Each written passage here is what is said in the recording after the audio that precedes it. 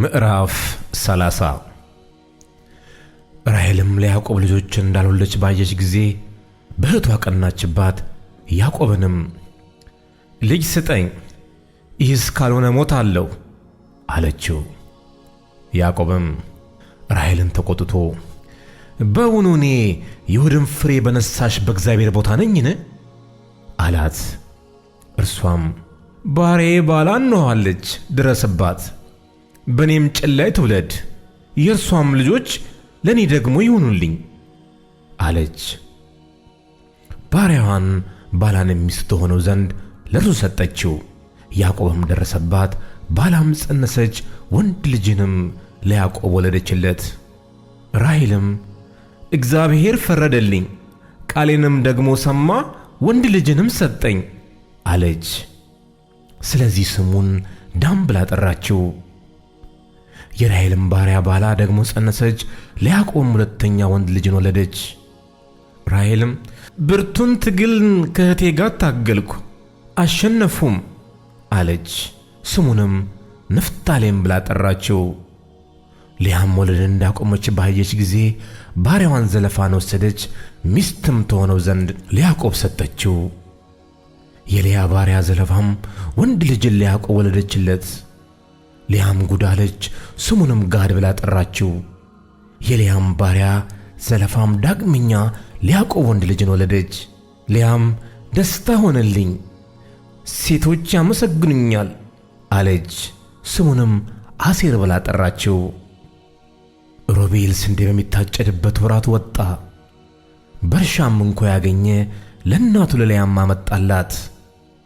ራሔልም ልያን የልጅሽን እንኮይ ሲጭኝ አለቻት። እርሷም ባሌን መውሰድሽ በሆኑ ጥቂት ነገር ነውን? አሁን ደግሞ የልጄን እንኮይ ልትወስጂ ትፈልጊያለሽን? አለቻት። ራሔልም እንኪያስ ስለ ልጅሽ እንኮይ በዚች ሌሊት ካንቺ ጋር ይተኛ አለች። ያዕቆብም ሲመሽ ከዱር ገባ። ልያም ልትቀበለው ወጣች፣ እንዲህም አለች፣ ወደ እኔ ትገባለህ፣ በልጄ እንኮይ በርግጥ ተከራይቼሃለሁና። በዚያችም ሌሊት ከእርሷ ጋር ተኛ። እግዚአብሔርም የልያን ጸሎት ሰማ፣ ጸነሰችም፣ አምስተኛ ወንድ ልጅንም ለያዕቆብ ወለደች። ልያም ባሪያዬን ለባሌ ስለሰጠው እግዚአብሔር ዋጋዬን ሰጠኝ አለች። ስሙንም ይሳኮር ብላ ጠራችው። ልያም ደግማ ጸነሰች፣ ስድስተኛ ወንድ ልጅንም ለያዕቆብ ወለደች። ልያም እግዚአብሔር መልካም ስጦታን ሰጠኝ፣ እንግዲህስ ባሌ ከኔ ጋር ይኖራል፣ 6 ልጆችን ወልጄለታለሁና አለች። ስሙንም ዛብሎን ብላ ጠራችው። ከዚያም በኋላ ሴት ልጅን ወለደች፣ ስሟንም ዲና አለቻት። እግዚአብሔርም ራሔልን አሰበ፣ እግዚአብሔርም ተለመናት፣ ማኅፀኗንም ከፈተላት፣ ጸነሰችም፣ ወንድ ልጅንም ወለደችና እግዚአብሔር ስድቤን አስወገደ አለች። ስሙንም እግዚአብሔር ሁለተኛ ወንድ ልጅን ይጨምርልኝ ስትል ዮሴፍ ብላ ጠራችው። ራሔልም ዮሴፍን ከወለደች በኋላ ያዕቆብ ላባን እንዲህ አለው፣ ወደ ስፍራዬ ወደ አገር የመለስ ዘንድ አሰናብተኝ፣ ስለ እነርሱስ የተገዛሁላቸውን ሚስቶቼና ልጆቼን ስጠኝና ልሂድ፣ የተገዛሁልንም መገዛት ታውቃለህና። ላባም በዓይን ፊት ሞገስን ማገኝ ብሆንስ ከዚሁ ተቀመጥ፣ እግዚአብሔር ባንተ ምክንያት እንደ ባረከኝ ተመልክቻለሁና አለው።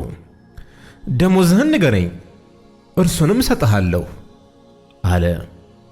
እርሱም አለው፣ እንዴት እንዳገለገልኩህ ከብትህንም እንዴት እንደጠበቅኩልህ አንተ ታውቃለህ። ከኔ መምጣት በፊት የነበረ ጥቂት ነበርና ዛሬም እጅግ በዛ፣ ወደ አንተ በመምጣቴም እግዚአብሔር ባረከህ። አሁንም እኔ ደግሞ ለቤቴ የምሠራው መቼ ነው? እርሱም የምሰጥህ ምንድን ነው አለ። ያዕቆብም አለው፣ ምንም አትስጠኝ፣ ይህንንም ነገር ብታደርግልኝ እንደገና በጎችህን አበላለሁ እጠብቃለሁም። ዛሬ በመንጎቼ በኩል አልፋለሁ፣ በዚያም ከበጎች መካከል ዥንጉርጉርና ነቁጣ ያሉበትን ጥቁሩንም በግ ሁሉ ከፍየሎችም ነቁጣና ዥንጉርጉር ያሉበትን እለያለሁ፣ እነርሱም ደሞዜ ይሆናሉ። ስለዚህም በፊትህ ያለውን ደሞዜን ለመመልከት በመጣ ጊዜ ወደፊት ጻድቅነቴን ይመሰክርልኛል። ከፍየሎች ዥንጉርጉርና ነቁጣ የሌለበት ከበግ ጠቦቶችም ጥቁር ያልሆኑ ሁሉ እርሱ በእኔ ዘንድ ቢገኝ እንደ ተሰረቀ ይቆጠርብኝ። ላባም እነሆ እንደ ቃልህ ይሁን አለ። በዚያም ቀን ከተባቶቹ ፍየሎች ሽምልምሌ መሳይና ነቁጣ ያለባቸውን፣ ከእንስሶቹም ፍየሎች ዥንጉርጉርና ነቁጣ ያለባቸውን፣ ነጭ ያለበትን ማንኛውንም ሁሉ ከበጎቹም መካከል ጥቁሩን በግ ሁሉ ለይቶ ለልጆቹ ሰጣቸው። በእርሱና በያዕቆብ መካከልም የ3 ቀን መንገድ ያህል አራቃቸው። ያዕቆብም የቀሩትን የላባ በጎች ይጠብቅ ነበረ። ያዕቆብም ልብን፣ ለውዝ፣ ኤርሞን ከሚባሉ እንጨቶች እርጥብ በትርን ወስዶ በበትሮቹ ውስጥ ያለውን ነጭ እንዲታይ ነጭ ሽመልመሌ አድርጎ ላጣቸው። የላጣቸውንም በትሮች በጎቹ ውኃ ሊጠጡ በመጡ ጊዜ በውኃ መጠጫው ገንዳ ውስጥ በበጎቹ ፊት አኖራቸው። በጎቹ ውኃ ሊጠጡ በመጡ ጊዜ ይጎመጁ ነበር። በጎቹም በትሮቹን አይተው ከመጎምጀታቸው የተነሳ ጸነሱ። በጎቹም ሽምልምሌ መሳይና ዥንጉርጉር ነቁጣም ያሉበትን ወለዱ።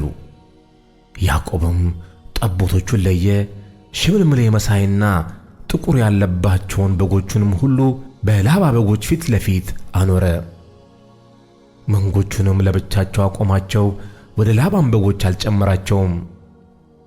እንዲህም ሆነ፣ የበረቱት በጎች በጎመጁ ጊዜ በጎቹ በትሮቹን አይተው በበትሮቹ አምሳል ይጸንሱ ዘንድ ያዕቆብ በትሮቹን በውኃ መጠጫ ገንዳ ውስጥ ከበጎቹ ፊት አደረገ።